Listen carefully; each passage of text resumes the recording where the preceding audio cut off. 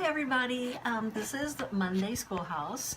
Sorry I missed a couple weeks of school, but you know how things get in the way. Really nothing got in the way, I was just lazy. But so I'm okay, so I'm back. You know, I never cut school when I was in school, so I kind of feel good about doing that. Okay, so what we're gonna make is a string quilt. Or we're gonna make a couple string blocks. And the string quilt kind of originated back when everybody made clothes and they had little pieces left over and they would sew strips on, and I don't really know the whole history about it, but that's kind of the part I do know about it. So when you have scraps like this, Sorry, made sure. yes, so when you have scraps over here, you keep them, no, back here, you could keep them in here, and it could be all different size strips. It could even be some squares, little thin strips, wide strips, whatever.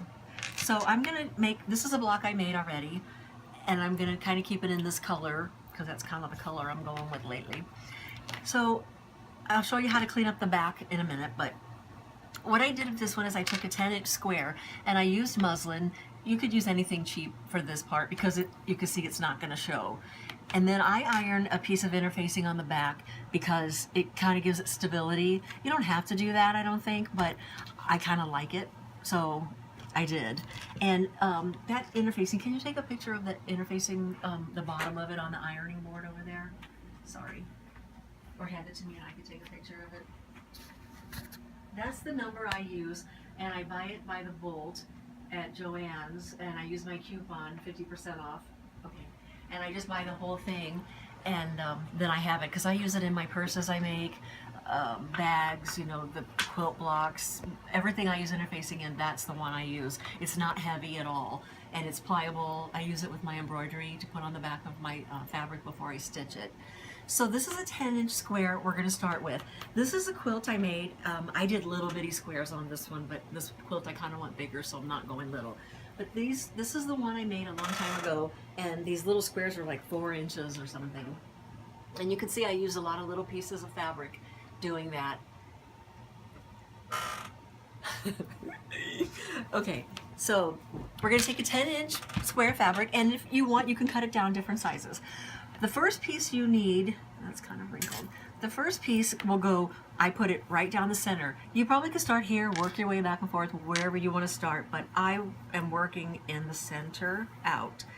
So I laid this piece down. This is my first piece, and I'm going to put it corner to corner, and then I'm just going to trim off a tiny little bit. Be careful where you trim, because you want to make sure once you flip it over, you've got it covering your 10-inch square.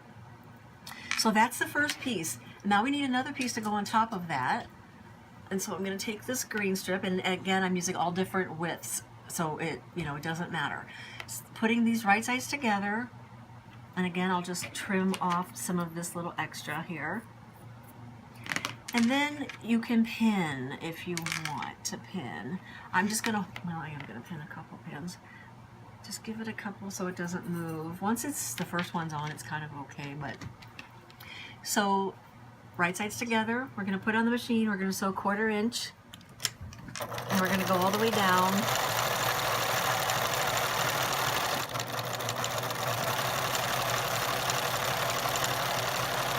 And if it kind of buckles up on you, just pull it taut. Okay, so this is our first one, and you open this up, okay? Cameraman sitting down. So you open that up, and you can press on the iron if you want, or you can finger press it, whichever. I don't want to get up to go to the iron, so I'm just going to finger press. Then you add another piece, and as you go back and forth, you can use smaller pieces because you don't need them quite as long, but that's not long enough, and that's not long enough.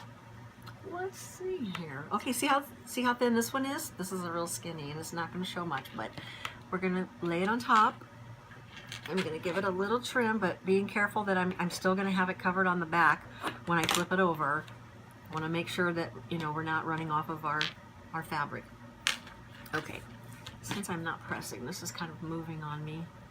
So let's pin it. Oh, I really should need to press that.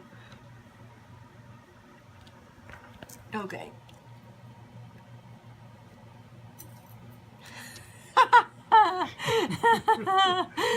Oh gosh. Okay. Sorry. Cameraman. You know, you can't find a good one these days. Yeah, for free. But for free, we'll take him. Okay, so you're gonna sew.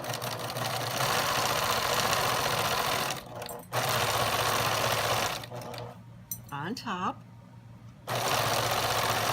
And using little strips are kind of neat too, because it gives a little, I don't know, different look, which I like, instead of them all being the same.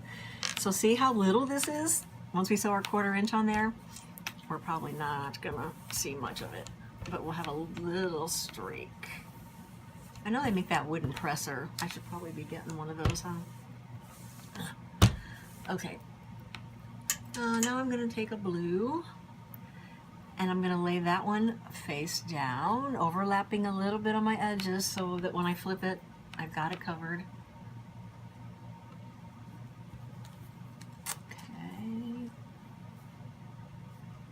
Pinning, pinning, pinning, pinning.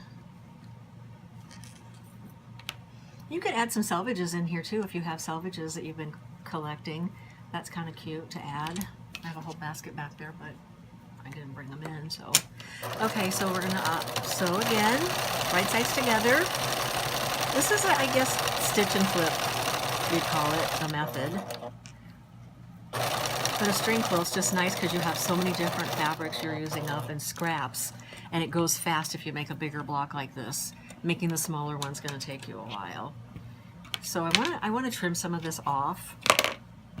So I'm just going to flip it upside down and just give it a little trim because it's in my way. Okay, and so you'll continue going all the way to the end, and you also will flip over here and go this way on this side. Let's see. I'm going to make sure I'm over my edge when I flip. Okay, so you're getting the idea of what I'm doing. I'm just going to pin a couple there and then sew again, right sides together.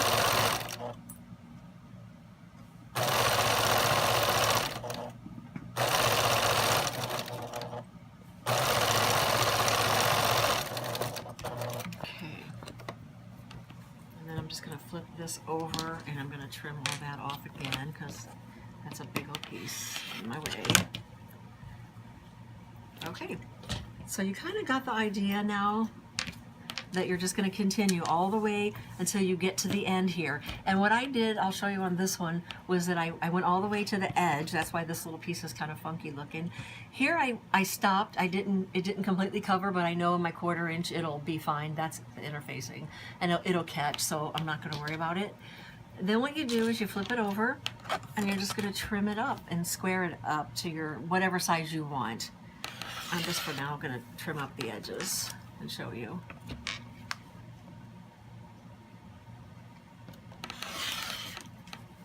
Okay.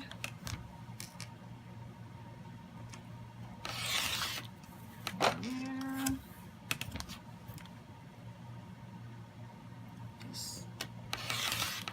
Okay. So there we have a block. That's our string quilt. That's our string block, I guess you'd say. So I'm not going to go ahead and do all these because my poor cameraman, you know, he's standing there, he's huffing and he's puffing. But one thing I want to tell you is that when you get your order, you've probably got one of my little pins in your order. So hang on to them, don't throw them away, because I'm going to do something with the pins, and if you have one, you'll want to keep it. And it's going to be after Quilt Market. Be a little surprise happening, so make sure you keep this pin, and if you haven't got one, place an order and I'll get you one in your order. And that's about it. This week is Quilt Market, so we're gonna go on Friday, Saturday, and Sunday and find lots of new things, and I'll actually one of my schoolhouses I'll show some of the stuff that we ordered and talk about it. So have a good week. Bye.